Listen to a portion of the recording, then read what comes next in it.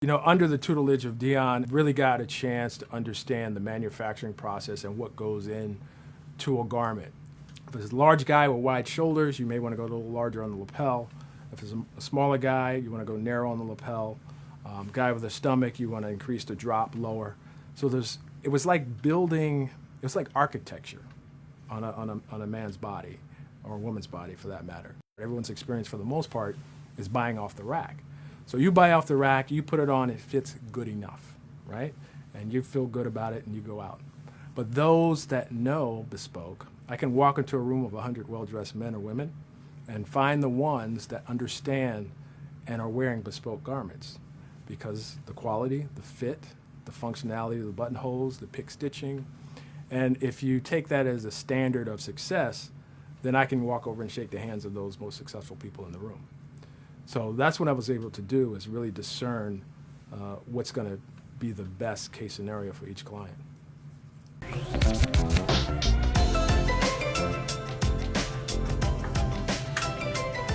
So I'm at a Grammys after party, and I see this big buff guy walking through the lobby. He kind of had this, from a tailoring standpoint, the palms of his hands face outwards, his shoulders roll forward, his chest is basically hollow, but there's so much muscle here. Because I knew that guy could not buy anything off the rack.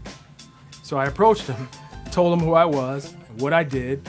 He's kind of stared. First of all, he was surprised. I think he was shocked that I would just step to him and, you know, get in his space.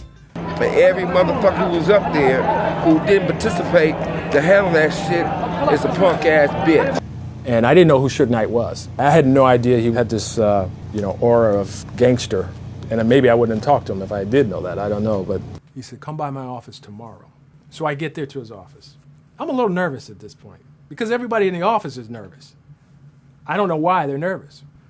We sat down, pull out the swatches, tell them about what I want to do. So I have sketches and drawings of looks for Suge. He said, I want that one, that one, that one, that one, that one. He picked them all out. He picked out $50,000. I hadn't sold a $50,000 package at that time. And so he bought the package. So I knew that if I screw this up, I'm dead, right? I build the garments for the Soul Train Music Awards. I'm backstage and I see Suge show up without the garments on. So I'm freaking out. I'm thinking, oh my God, I'm dead. I told my buddy, I'm dead. He doesn't, what could have gone wrong? And, you know, I kind of avoided him.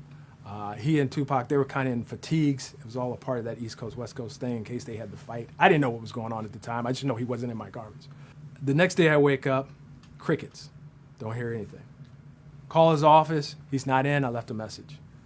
Crickets for 2 days. There is a grand opening of a mall in Crenshaw, and in comes Suge Knight.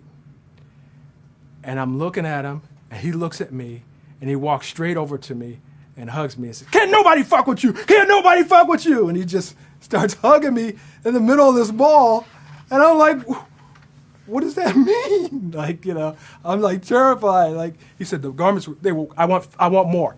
Come by my office tomorrow, I want more. And he ordered another $50,000 worth of clothes.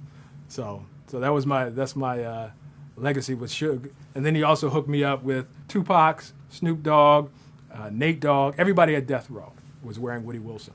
And the rest is history.